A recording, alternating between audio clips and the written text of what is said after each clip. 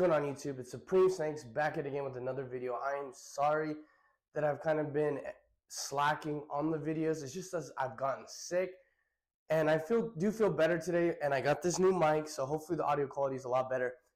And I also got this huge I guess fabric with my brand on it that I ordered off Amazon. If you guys do want that, instead of buying it from like Vistaprint, which I was looking at, which they were charging like $100-$200. It's a little much in my opinion. This was $25. It is, I think, 60 by 80, so it's pretty big, and I'm very happy with how it came out, honestly. And I do plan on buying another one too when I go to shows, stuff like that. You guys can see this and you guys know where to find me. I think these really help if you guys are vending. But okay, so like I promised, in this video we're going to be talking about morphs, about dominant versus recessive. What is a dominant gene and what is a recessive gene? And how do I know if my snake has a dominant or recessive gene, or even how do I know what genes my snake has? Okay, so we'll go over the dominant genes first. What does dominant mean? Dominant means you will have this gene no matter, you will have a full visual of this gene if you keep breeding them together. So if you did like yellow belly, which is a dominant gene with another yellow belly, you would make nothing but yellow bellies and super yellow bellies, meaning the ivories, which is the ranch that I showed in the previous videos.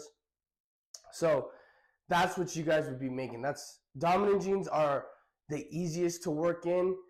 They are single genes that add a lot of things. People like them. There's like yellow belly, pastel, enchi, spider, leopard. There's fire. There's a lot of genes that I'd have to give out to you guys. But what I would like you guys to do, which I'll try to do in the next video, of going through Morph Market and exploring and showing kind of how to use it, how to use your calculator, and what are the percentages, what does 50%, 66, and 100% het mean. I will go over that. I just need to kind of figure that out. So bear with me. I will put that video guys out. And if I get enough feedback that you guys want that as soon as possible, I will push that and expedite that as quick as I can. But for right now, we're going to be just talking about, let's say we get a yellow belly and you get a pastel. So you get a yellow belly and a pastel, a male yellow belly and a female pastel, and you mix yellow belly with pastel, you will get yellow belly pastels. You have no chance of not getting one or the other gene. It's a nice thing about dominance is you know what you're gonna get. You never have to hope for chances. The more you do add into it, like if you start adding two like yellow belly pastel with a pastel, now you're gonna make it a little more complicated because now you're gonna have yellow belly going to pastels. You might have yellow belly pastel. You might have super pastels, and you might get yellow belly super pastels. And then you're going to ask me, Alex, well, how do I know what I'm going to get? You don't know. So when you go onto Morph Market and you go to the calculator, it will give you a breakdown of what you're going to have. For the most part, if you do that, it would probably be, I guess, a 33% chance of each one. And then let's say you don't want those odds, then you can kind of change and alter. And like I said, focus on your goal. If your goal is making ivories, then stick with yellow bellies. If you want simply an ivory, stick with yellow bellies. When you start adding extra genes into there, it's going to complicate. It's like adding more puzzles to a puzzle piece. The more you add to it, the more variety, the more different types of snakes you could get. So if you did like yellow belly, orange dream, which are both dominant, to a pastel leopard, you'd have what I think it'd be like 1 out of 8 chances of getting a different type of snake. Because remember, dominant, they're all working with each other. They're all fighting to be the visual gene on it, to mix with each other. And kind of just, you'll see, that's what makes these beautiful animals and kind of scrambles them up. And how crazy, like, the simplest thing is, like I tell people, yellow belly is a brown snake with a yellow belly, and then you do add another yellow belly and combine them together, then you get a completely white, it's like a dirty white, but you get a white snake, and people are kind of surprised that a yellow belly makes an ivory, and I was too. But ivories are super yellow bellies. Start adding fire in there, and it would clean it up a lot, because if you know, like super fire, they are white snakes as well. And when you, the problem with that is if you did ivory with fire, it's kind of hard to know, is it a super fire? Does it have fire in it? Or is it the super yellow belly? So when you start adding tons and tons of genes into snakes, it's very, very hard to know exactly what's in it. And that's something you guys can look up. So if you have like a snake and you're not sure what is in this gene, scroll through Morph Market, kind of look, you know what genes can be in this snake. So then look that up and kind of just match with your snake. Look at the head pattern. Look at their on their head. Look at their dorsal. Look at the belly. You're just gonna have to keep like almost like matching with the snake, even though they're not 100% alike. You can get as close as possible. And another way you can do, which is a new thing they've done, is shed testing. You can send the shed of your snake, go ship it. I think it's like $50 to $100 per gene. So it is quite expensive. So your best bet, if you are starting breeders, I would just say just keep scrolling through Morph Market. And if you're not 100% of a gene, that's why people do add POS.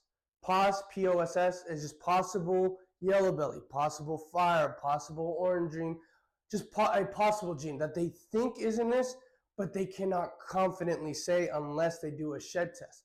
And let's say you buy ivory, POS, fire, or something like that, or ivory, POS, pied, or something like that, right? Then if you breed it with a pied, or you breed it with a fire, or I guess fire would be kind of hard, but let's say we'll do this with pied, because ivories, remember, they're all white, so it's really hard to know if you have a ivory pied or just an ivory POS pied or a het pied. So then you'd mix it back with the pied. If you get nothing but 100% yellow, if you get yellow belly pieds and ivory pieds out of that, then you know for a fact that that snake is a actual ivory pied if you do not want to shed test it. So that's what you guys can do. You can keep the animal around, test the genetics out yourself, and figure out what is in the snake. So it is a very complicated array of stuff. That's why I want to keep it as simple as I can for newer breeders in here. I hope that more experienced breeders understand how all these genetics are going to work. And some people just don't. It's just hard to know what is in this snake with like 8 different genes. That's the thing that's going crazy right now. It's just we have so many genes out there that are they all the same? Are they different? It's a complicated. Just please do your research, and if you have questions, please hit me up. I will answer them and give you a more tailored experience based on your knowledge. I'm doing this as a more of a beginner standpoint because there are genes out there like acid. Acid is a dominant gene, which is also called confusion. And it's also called static as well. So they are on Morph Market, they are listed as different genes. If you guys want to know more about the genes, they do have a description of what this gene specifically does and if it has any health problems as well. So acids, I'll give you acids. They do have an issue with eating. I thought my acid was just on some weird stuff, but I found out later is that a lot of people are having issues with them eating. Some people don't, some people do. I have 2 acids, and both of them give me issues. But that's just what I've heard, and I'm not sure if Morph Market actually has that information on their stuff, but that is something to look out for. Like champagne, they have issues. You cannot make super champagne. Spiders have a plethora of issues. Desert has issues. So just please do your research on Morph Market, and just know some morphs, they do not have a super form, meaning like yellow belly has a super form. Some don't. Some, like spiders, they will die. Champagnes, same thing. Deserts have infertility issues. It's just a whole, just do your research, and I will be there to answer as much as you can. If you are okay undertaking those issues and you are confident that you can handle it and you are smart with it, hey, then by all means, all the more power to you. Just all I caution is people who do breed spiders, people who do breed, the more, I guess, the genes that people don't like as much for the problems they have. Spiders do get a horrible rap. They are kind of like the cornerstone of everything. Like, people want to get angry at, it's the first thing they get at spiders. You might have people getting upset with you that you do breed spiders. But like I said, they do make beautiful, beautiful snakes. Some people do not have the head wobble issue. Some people have that issue. And and there's just like a lot of misinformation out there. And just like I said, do your research. Do what makes you guys happy. That's the biggest thing. If you're happy with what you have, you're happy with what you make, then you're not going to be upset if you don't sell these snakes, because you honestly love them and you care about them. That's like me. I love my snakes. I care for them. And I hope people very much appreciate my snakes. I love pies, ultramels, and clowns. That's my thing. I love them. I do want to get into VPI xanthics, which leads me into my next thing, is recessive genes. So we just went over dominant, and we know dominant, we always will get a visual snake. We're never going to get a normal snake. If we start adding dominant genes, we will never get a normal snake. So Alex, now what about a recessives? How does that work? What is it the same way as dominance? Short answer, no. Long answer is that recessive genes, you're going to have to plan. Dominant genes, you can just start adding snakes in there and see what they make. You just see what they make. Recessive, you have to more plan for the snake. So I deal with recessives mainly, like pies, clowns, ultramel, hypo, xanthic, desert ghost, which are like the more popular recessive genes that I would say, and albinos, lavenders as well. Those are all recessive. So what happens is, if I get a yellow belly and I mix it with the pied, I will get all yellow belly 100% het pieds. They will all be 100% het pieds.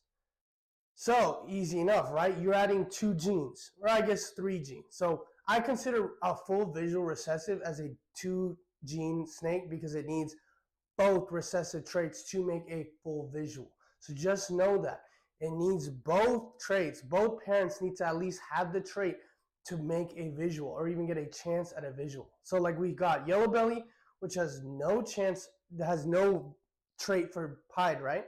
Then we had a pied, which has no trait for yellow belly. Mix them together, and you are going to get yellow belly, because remember, it's dominant, 100% het pied, because pieds are recessive. So it'll be this yellow belly will have the genes for pied. Okay, so now we're going to make it a little more complicated. Yellow belly, 100% het pied. So we had yellow belly and 100% het pied. So what does a het pied look like? It's going to look like a normal snake. It's going to look like a normal. There are some indicators of like lighter spots on the belly and stuff like that, or even a ringer, which is like a white part around the tail, or anywhere in the body, I suppose. But unless you genetically test this animal, you have to trust that the breeder is actually giving you 100% het pied. And I've never had an issue with the breeder not giving me what they said they gave me, but I will get into where that kind of can get a little iffy. So we get a yellow belly and 100% het pied. What is that going to make? It's going to make a problem. You're going to have a yellow belly, 50% het pieds. You will have yellow bellies that have a 50% chance at having het pied. That's where that stuff comes into. You'll have people who put on their snakes, yellow belly, 50% het pied. Yellow belly, 66% het pied.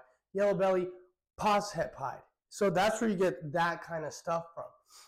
And yeah, the 50% het pieds are going to be worth a little more than a normal yellow belly, but they will not be as much as 100%, nor will they be as much as a full visual yellow belly pied. So would I suggest newer breeders getting the percentage het pieds or percentage het, any type of recessive? I would suggest don't. Save up the money for a full het pied, and if you can, spend the money on the full visual. But that's all up to you guys. I'm just giving my suggestions as of what I wish I would have done, because I did buy some 60%, 66, 50. Well, I never went down to 50, but it's just a chance I don't really want to take. And you'll learn as you get more and more snakes that it is a mouth to feed. It takes up space. It's going to take up energy, just all that kind of stuff. And you're going to have to trim and focus, which I did. I bought a lot of stuff, and then I ended up just trimming and focusing down and sticking to what I want to do. So that, again, that's my biggest advice, is stick to what you want. If you're okay taking the chance on 50% hep hide, then go for it. So let's say you got your 50% hep hide, right? You have 50% hep hide, and you mix it to a pied, and you make nothing but pieds, or you do have pieds in there. Now you know that this is a 100% hep hide. So you can change that from a 50% hep hide to 100% hep hide. Because remember, the 50% hep hide is their certainty of it actually being a pied. It has 50% chance to be an actual hep pied. So now that you proved that it was a pied, you saw pieds come out of it, because if it 50% is when you mix it to a pied and you get normal snakes or you get pieds, then you're gonna know if you have just a non-hep pied, you just have a normal when you get nothing but hep pieds, or you get pieds, then you know it is a 100% hep pied because you got pieds in there. You could have had the unfortunate luck of getting nothing but normals with hep pied, because you just lost a chance on it. Because remember, pied and hep pied, you're going to make 50% pieds, 50%, 100% hep pieds. So if you somehow get 6 snakes, which is the average of how many mom will make, and you get nothing but hep pieds, you won't know that, because you just saw that this snake just made itself, and you're like, well, dang, I guess it's not a hep pied. So that's why you will see people who say proven breeder, 50% hep pied. I feel like at a certain point, if you keep trying and they don't prove out, then I don't think it's a pied. Unless you keep constantly getting unlucky, I think at that point I would either call it a normal, or at that point go and send it to get a shed test. From that adamant on my belief that this is a hep pied. So, okay. So I hope that all makes sense, is that if you get 100% hep pied to a pied, you are going to make pieds, and you'll make 100% hep pieds. Because remember, they all have the gene for it. It's just kind of how the genetics work out. So let's say let's say we get a pied to a pied.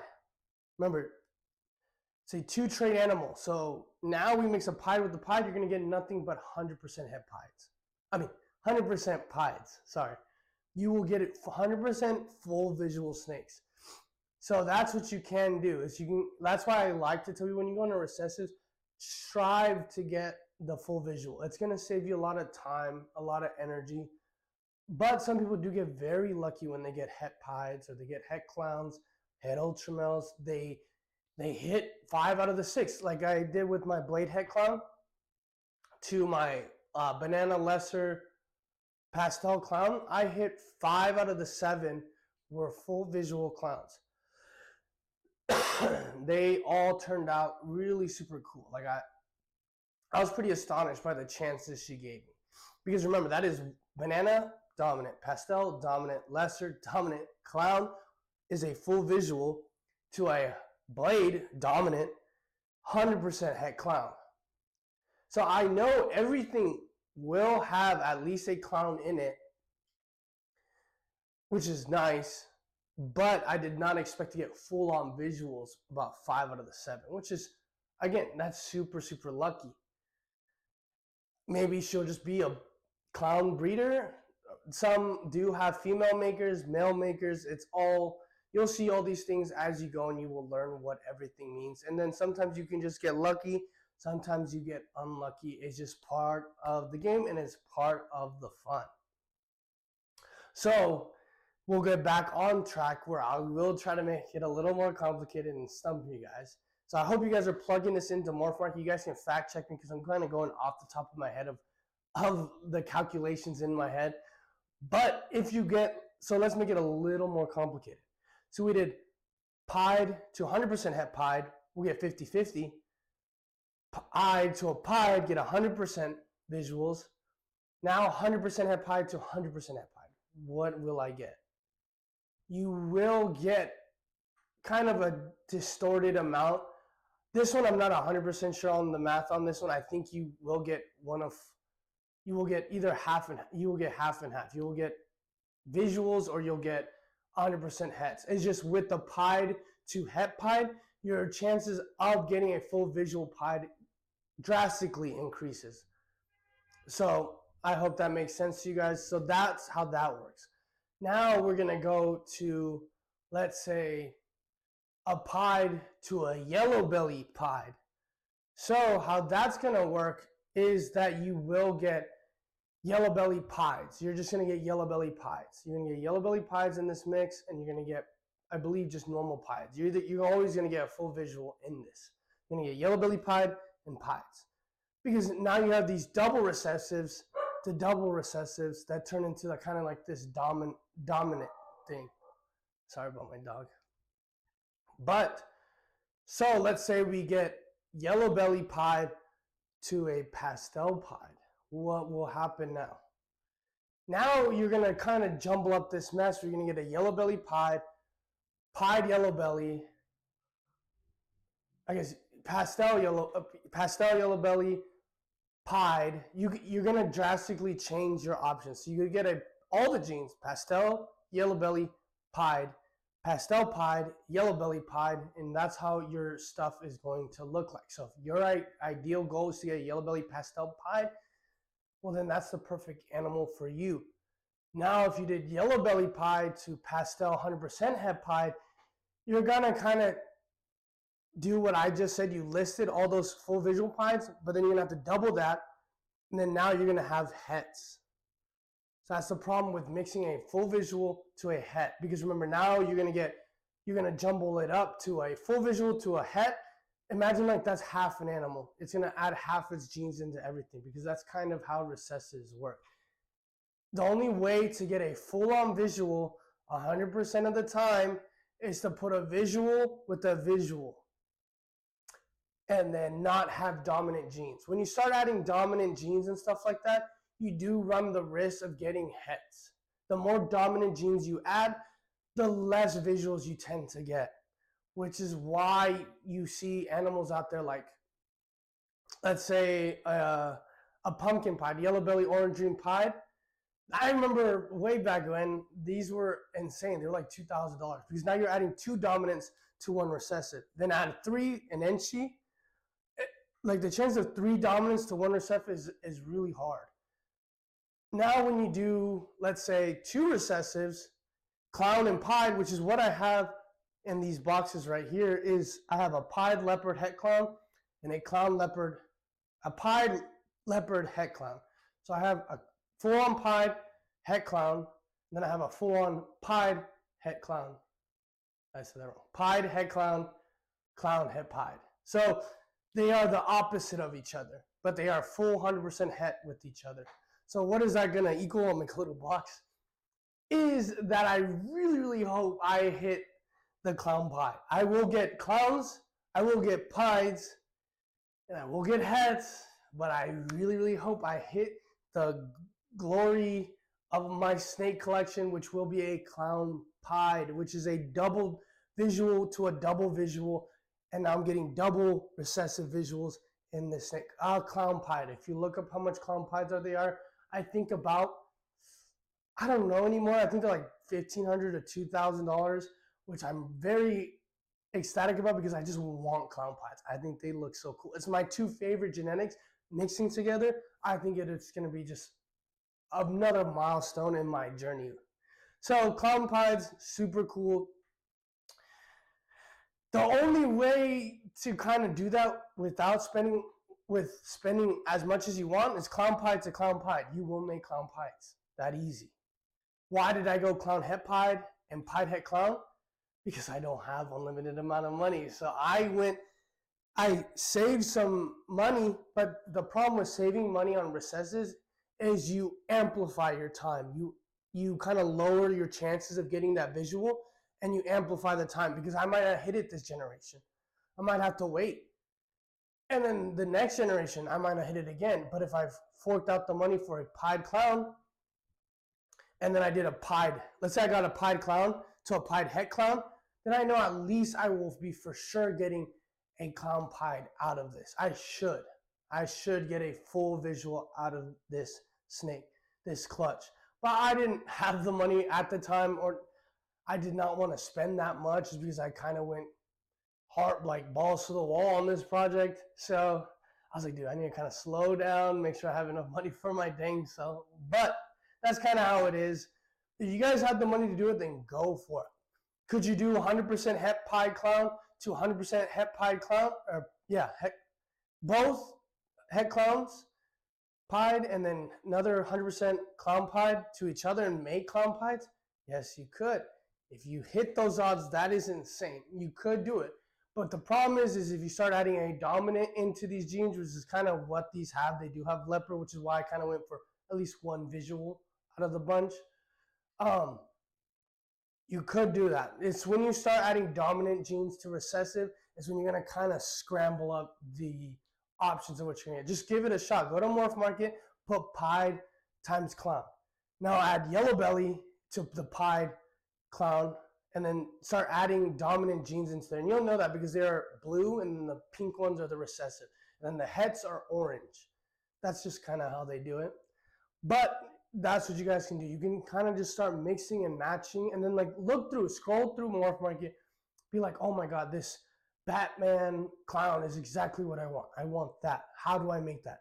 You're going to have to look into all the genes it has, and then you're going to have to see the animal you want and see what it'll make. If you guys push them together, see what your options and what your chances are of getting this animal. If those percentages, those chances are good for you, then by all means send it. Just again, do what makes you happy. Don't worry about if you don't hit the odds. It's just chances. It is a fun. It's like opening up new cards, a new present. It's just so much fun when you look at your clutches, you cut them, or they start cutting it themselves, and you look in there and you see like, boom, got it. It's a crazy feeling. If you guys haven't hit that market, I promise you will. I never thought I'd be making YouTube videos. I didn't think I'd have a whole branding. I didn't think I'd have a whole room, a green tree python, all ultra males. Like I said, I never expected to be in this spot, nor do I think I'm all that high and mighty.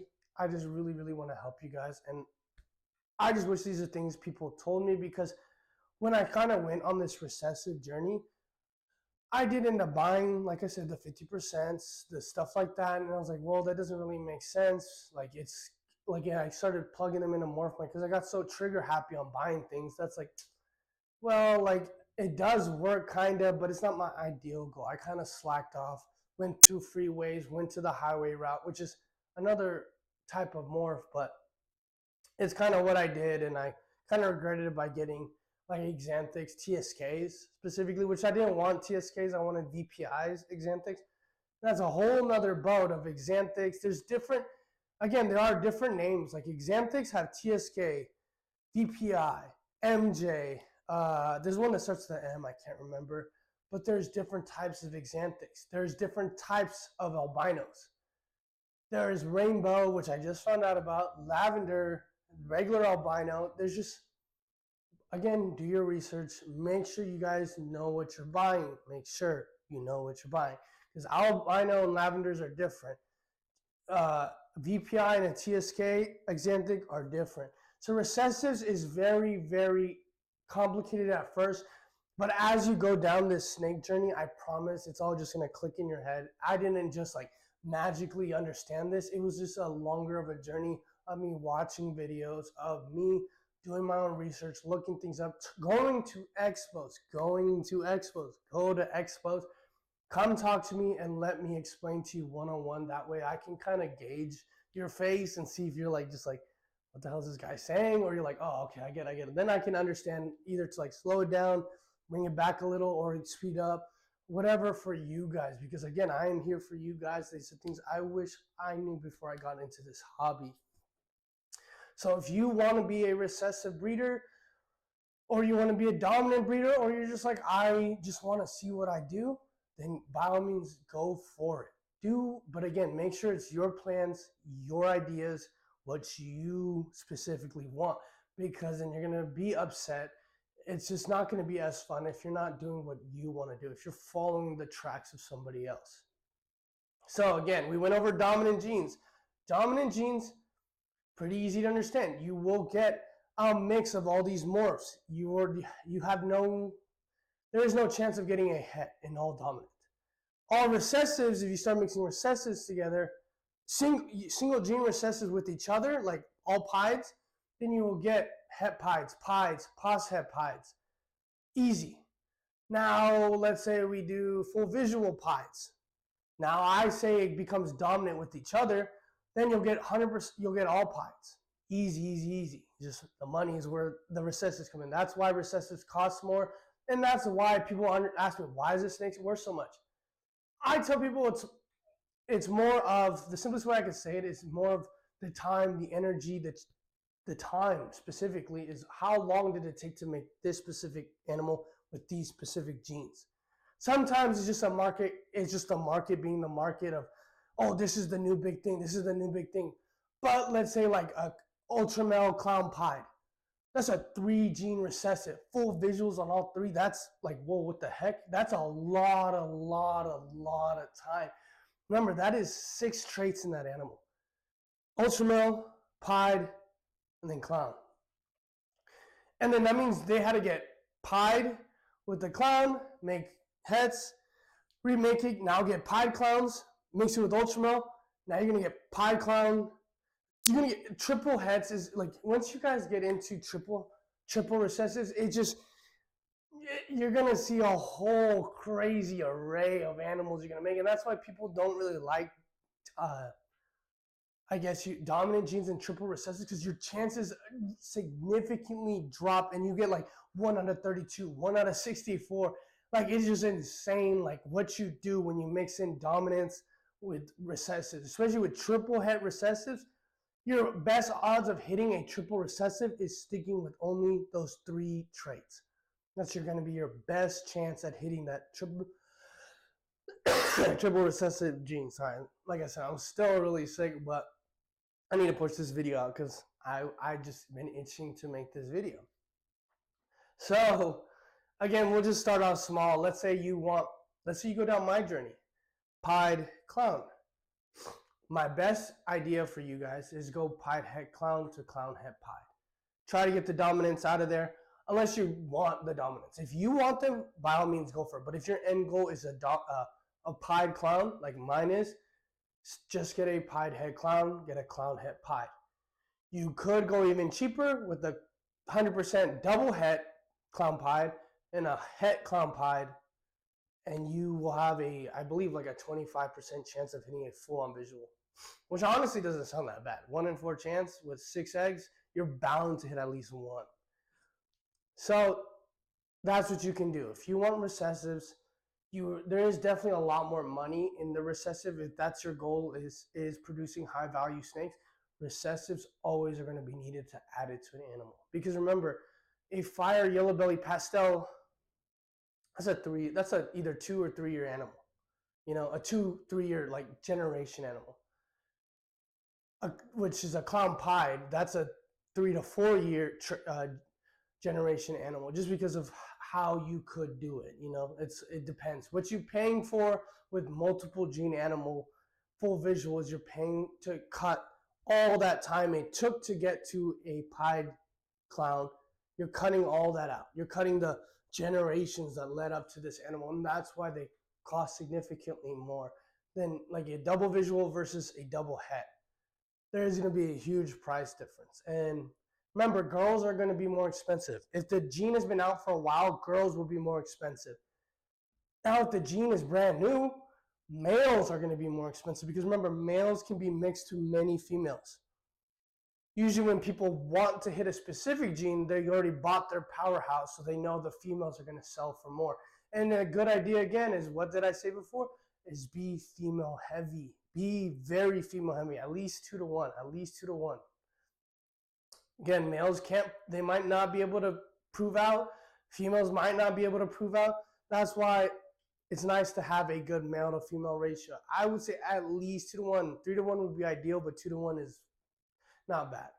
So thank you guys for watching. Again, I'm really excited to see what you guys do out there, and I hope you guys took this information. You guys are plugging it into Morph Market. You guys are excited and doing your thing. And please leave comments, leave a like. Don't forget to subscribe, because, dude, we're going to make this journey. And I'm super happy. I'm super excited to do these things with you guys. I'm excited to take you on this journey, you guys on this journey with me, because again, I have lots to learn. You guys might know more than me, and you guys can leave your feedback in the comments below. What you guys want to hear next, what you guys want to see. I think the next video I'm going to do is going to be a room tour, kind of more about breeding, like the day-to-day breeding life and kind of how things are going to go. I am going to be going to, I believe, Oklahoma City in January, so that's gonna be, I'm super psyched about that, So I'm going to sell a few animals. I got these cool big display cases, which again I didn't think I'd ever have, and I do plan to get more green tree pythons. Until I know a lot more about green tree pythons, I'm not going to really talk on them, just because I feel like I need to know a lot more about them. But I love him to death. I love green tree pythons. They're just so awesome. But let's take back with ball pythons. So again, don't give up. Don't stop breeding. Don't stop going out to expos. Don't stop being motivated and disciplined. This is a long haul hobby business, okay? But you guys got this. Just make sure you stick to your plan. Make sure you guys are making sure that what your animal you're going to add into your collection is aligning with their goals. And now if you have a new goal, just make sure it aligns with that goal. All right, guys. I'll catch you all in the next one.